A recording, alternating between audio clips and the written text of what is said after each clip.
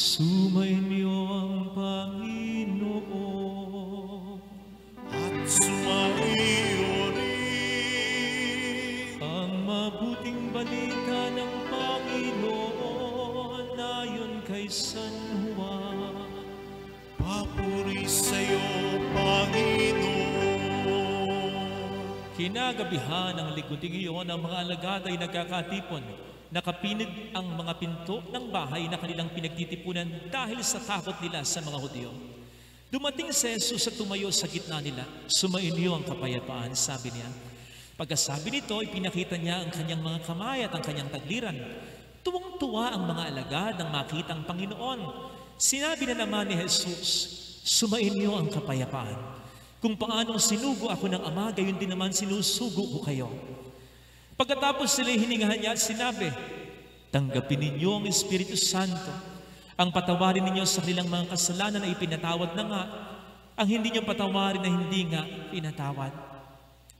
Ngunit si Tomas, na tinaguri ang kambal, isa sa 12, ay wala roon ang dumating si Jesus.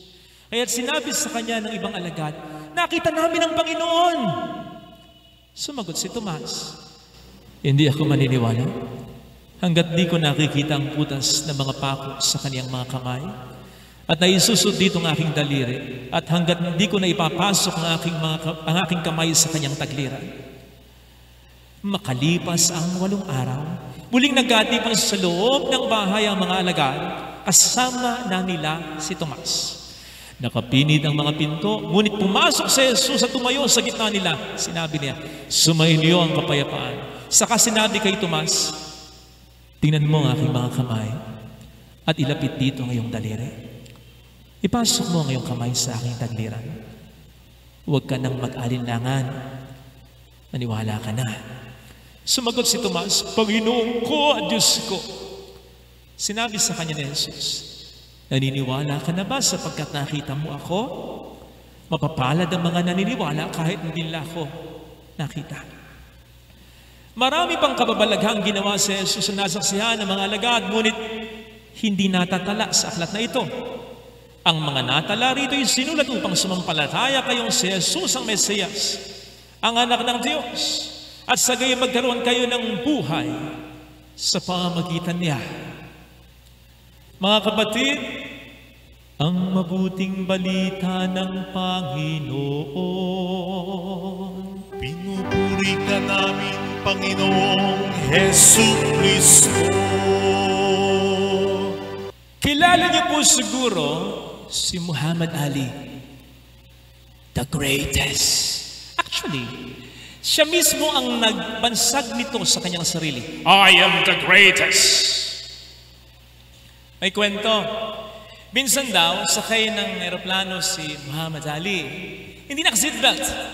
So ang sabi sa kanya ng flight attendant ay ito, excuse me, sir, please fasten your seatbelt. And Ali responded with a stern look on his face. Mayabang eh. Superman doesn't need seatbelt. Eh biglang sumagot yung attendant, fine, sir, but Superman doesn't need an airplane. So fasten your seatbelt. Quang, quang. Because the truth is, gaano man tayo kamakapangyarihan, ka-impluensya, kayaman, kalakas, hindi tayo superhuman. May hangganan ang ating kakayanan kahit sa ating pananampalataya na spiritual, ganyan. May hangganan. O sige nga, sino ba sa inyo ng mga nununod sa akin ngayon ang oozing with faith? I mean, nag-uumapaw na pananampalataya na wala ng puwang pagdududa. Sino ba sa atin ang lahat ay pwedeng explain lamang ng pananampalataya niya? Sino ba sa atin ang kahit kailan hindi nagtanong sa Panginoon, bakit naman ganito? Bakit naman ganon? Lalong-lalo na, pandemya pa rin tayo. Higit na sa 1 taon. Meron ba? Kung meron man, punta kayo dito. Kayo ang lalagyan ko ng kandila. Lahat tayo, kahit paano, nagtutuda. Sinabi ko po ito as an intro kasi madalas kapag pinagninilayan natin ang pagdududa ni Tomas, kaagad-agad kung minsan ang tingin sa atin o ang tingin natin agad sa kanya ay nega. Na para bang, hindi ka dapat nagduda eh. Mali yun eh. Hindi dapat ganon. Ganon? Pero bakit hindi ganyan ang reaksyon ng Panginoon? He did not scold Thomas. In fact, he welcomed, he entertained his doubt. Hindi sinabi ng ating Panginoon kay Thomas, ano ka ba?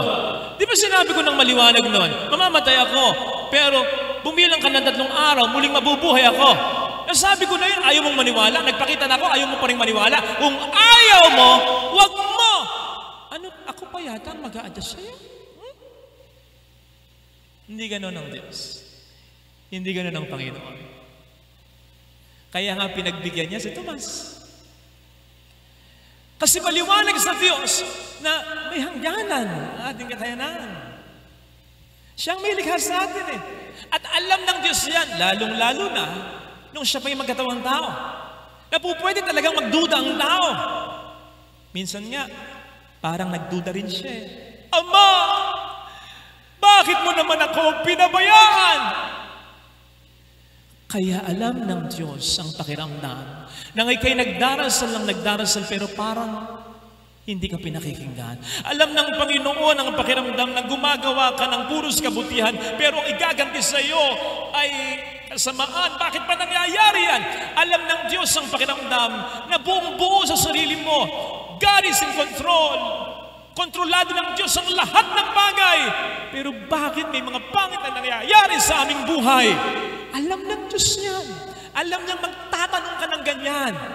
At hindi siya na-offend dyan. Hindi. He welcomes that. Iba naman po kasi yung pagdududa sa hindi pagsampalataya talaga. Kasi yung una, mayroon pang pag-asa. Pero yung pangalawa, wala na. Kasi sarado na. Pero yung pagdududa, bukas na bukas pa. Pwede nga natin sabihin ang pagdududa ay parang isang bukas na pintuan tungo sa isang pananampalatayang malaliman upang ito ay mas lalo pang mapanindigan. Hindi mo mapapanindigan ang pananampalataya mo kung hindi malalim ito. O isipin po ninyo, kung hindi nangyari ang pagdududa ni Tomas, mayali kaya eventually, fully, totally, ng mga disipulo ang kanilang buhay para kay Kristo? Baka hindi. Because it could be, habang inuusig sila ng mga tao kasi nagpipreach sila tungkol kay Kristo, si Kristo yung muling nabuhay, si Kristo yung muling nabuhay, nasabihin ng mga tao, hindi nga, bawiin mo sinabi mo. Ay, baka at one point maisip nila, teka. Ba ako nagpapakahirap ng ganito? Bakit pa tinitiis yung pagyuyurak ng mga taong ito? Bakit ba ako magpapakamatay para dito? Hindi naman ako sigurado. Tama nga ba? Si Kristo nga kaya ang nakita namin noon. Hindi naman ako nakapagtanong. Kaya malaking bagay yung pagdududa ni Tomas. Kasi hindi ibig sabihin, hindi nagdududa ang ibang mga alagad. Gusto ko yung painting na minsan ay nakita ko na habang pinapakita ni Jesus ang butas sa kanyang tagliran kay Tomas, nakatingin din ang mga disipulo. Nakagano, no? Nakausyoso. Bakit? Kasi ang sinasabi nun, hindi lang si Tomas ang nagdududa, pati na rin sila. Kaya lang, si Tomas lang ang may lakas ng loob na magtanong talaga. Isipin po ninyo, dahil doon, nagkaroon ng dagdag pruweba ang sinasampalatayanan nila. Dahil doon, mas naging solid sa kanila na ang kanilang nakita, hindi multo, kundi si Kristong talaga. Kaya yung sinabi ni Tomas ay overall sentimento ng lahat ng mga disipulo, my Lord and my God. Silang lahat yon. Ang nagsalita lang ay si Tomas. Mula noon, yun ang kanilang pinanghawakan. Sukat para dito. Ay nahayalay nila ang kanilang buhay hanggang kamatayan sapagkat sigurado sila diyan. Brothers and sisters, tandaan natin, ang pruweba, matinding pruweba na si Kristo ay muling nabuhay talaga, hindi lamang empty tomb, hindi lamang ang mga apparitions, hindi lamang magpapakita ng ating Panginoon, kundi ang paninindigan ng mga disipulo hanggang kamatayan. Sige nga, matanong kita. Ibibigay mo ba ang buhay mo para sa isang bagay na hindi ka sigurado? Ganon ang mga disipulo. Kaya nga sinasabi ang simpahang Katolika ay nakatayo sa ibabaw ng lugar na pinagdiligan ng mga dugo ng mga martir na ito. So huwag kang masyadong maiskandalo kung mayroong pagdududa.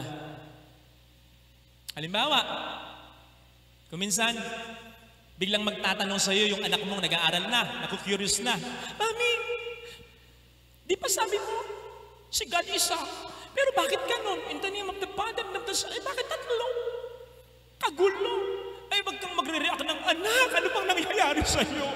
Bakit mo pinagdududahan ang simbahan? Huwag ganon, masama yung mapupunta. Nagtatanong lang. Ba't di mo sagutin kahit konti lang ng bahagya niya kahit paano maintindihan? Ganon din sa pananampalataya natin. Magtatanong at magtatanong tayo. Hindi lang tungkol sa doktrina, kundi tungkol sa buhay. Lord, ba't ganito? Isang taon ako hindi lumabas. Ngayon, malala pa rin yung pandemya. Ikaw ba ang sisihin ko, yung mga namumuno? Bakit ikaw ang nagluklok sa mga ito? Ba't di ka gumagawa ng... Alam niyo, hindi na-offend ang Diyos dyan. Para saan ba't sinabi niya ng ating Panginoong Jesucristo, ako'y naparito. Hindi para sa mga malulusog, kundi para sa mga may sakit. Para saan ba't sinabi ng ating Panginoon, iiwanan ko ang siyang naputsyang para lamang sa isa. Para saan pa ang banal na awa niya? Kung yung awa na yan ay para sa mga banal lang at walang pagdududa. Ang pinaka-esensya ng banal na awa ng Diyos, kahit nagdududa ka, mamahalin kita. Uunawain kita. Basta lumapit ka. I'll be waiting. I'll be answering. Basta sa kanya tayo magtanong. Huwag sa kalaban niya. Si Eva at si Adan, nagtanong din naman bakit nga kaya sa lahat ng mga puno, itong pinagbabawal? Ba't hindi pwedeng kainin pa? O di ba kahit paano nagduda rin sila? Sino tinanong nila? Sino kinausap nila? Di yung kalaban. Kaya sila nakagawa ng kasalanan. Kung ang Diyos sa kanilang kinausap, baka na-prevent yung kasalanan. Walang iniwan yan sa mga katoklikong may mga tanong sa pananampalataya. Hindi magtatanong sa pare, hindi magtatanong sa madre, or to someone in authority.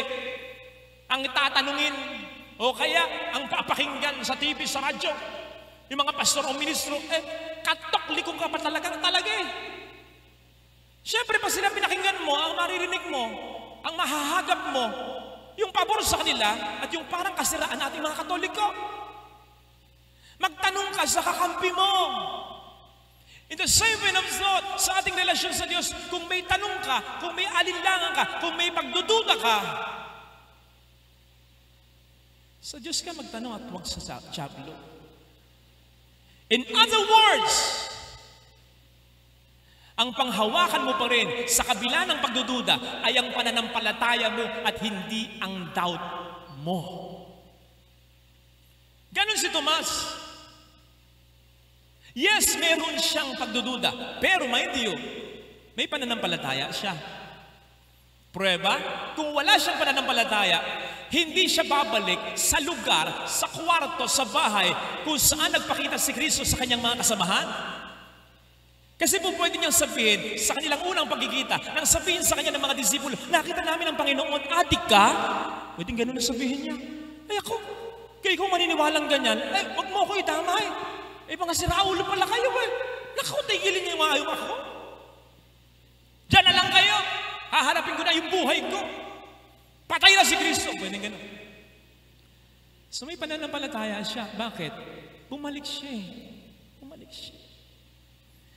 And I assure you, sinisigurado ko po sa inyo, kahit sinabi niya yung dare niya, hanggat di ko nakikita ang sugat sa kanyang mga kamay, hanggat hindi ko na ipapasok ang aking kamay sa kanyang tagliran, di ako maniniwala. Sinisigurado ko sa inyo, habang sinasabi niya yon at pagkatapos niyang sabihin yon, umaalingaw-ngaw sa kanya yung pananampalataya niya, na nang minsan nagtanong siya, Panginoon, hindi po namin alam kung saan kayo pupunta, paano namin malalaman ang daan? Sumagot si Jesus, ako ang daan, ang katotohanan at ang buhay. Sigurado ko, kahit nagdududa siya, yun ang naglalaro sa isipan, lalo na sa puso niya. Oo nga, siyang daan, siyang buhay, siya ang katotohanan. Ni minsan, hindi ko pa siya na-experience na magsinungaling. Kapag sinabi niya, nagkakatotoo, tinutotoo niyang talaga, kaya hindi malayong tama yung sinasabi ng aking mga kasama. Muling nabuhay nga siya. Kahit may pagdududa, ang pinanghawakan niya ay ang pananampalataya niya. Kaya unti-unting na-overwhelm, nasakop ng kanyang pananampalataya ang kanyang pagdududa, and not vice versa. Ganun sana. Huwag nating ipagpapalit ang isang bagay na alam nating totoo sa isang bagay na hindi tayo sigurado. Dahil lamang natatakot tayo, dahil lamang nasasaktan tayo, dahil lamang nahihirapan tayo, ang ipinahayag sa iyo ng Diyos sa liwanag, huwag mong pagdududahan kapag ang dilim na ay laganap. What God revealed you in the light, do not doubt in the dark. In the midst of darkness, choose light. Bigyan mo ako ng itlog. Hawak ko yung itlog. Maliwanag na maliwanag. Kunyari, gabing-gabi pero maliwanag na maliwanag. Kasi nagliliwanag ang mga daylight. Biglang nag-blackout. Hawak-hawak ko pa rin yung itlog. Ano ako? Sasabihin ko, itlog yun ng maraming ilaw Nung nag-blackout, sasabihin ko, itlog pa kaya yung hawak ko? Tanga pala ako Kung ano ay pinakita sa iyo ng Panginoon sa liwanag, huwag mong pagdududahan kapag ikaw ay nasa gitna ng dilim na laganap. Piliin mo yung alam mo, hindi yung sinasabi ng diablo sa iyo. Kaya gusto ko yung ginawa ni Job O di ba si Job? Anong nangyari kay Job? Ay simple lang, sa loob yata ng isang araw lang, nangawala ang kanyang kabuhayan, nangamatay lahat, pati ang mga nag-aalaga. Nangamatay ang kanyang mga anak. Pati yung kalusugan niya, unti-unting kinukuha sa kanya. Tapos sinusumbatan pa siya ng misis niya. Yung misis niya pala sumbat nagerpe. Dapat yun na lang ang namatay, hindi na yung mga anak niya.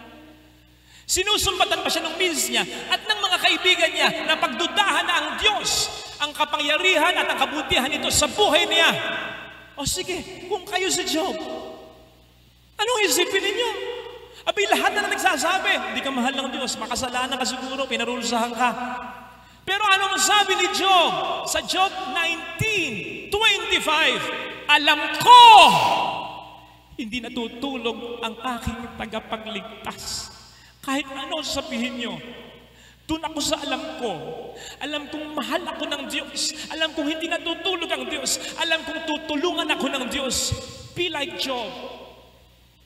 Sa kabila ng mga pangit na nangyayari sa buhay mo, panghawakan mo yung alam mo. Huwag yung kasinungaling na ni-insert pilit ng diablo sa'yo.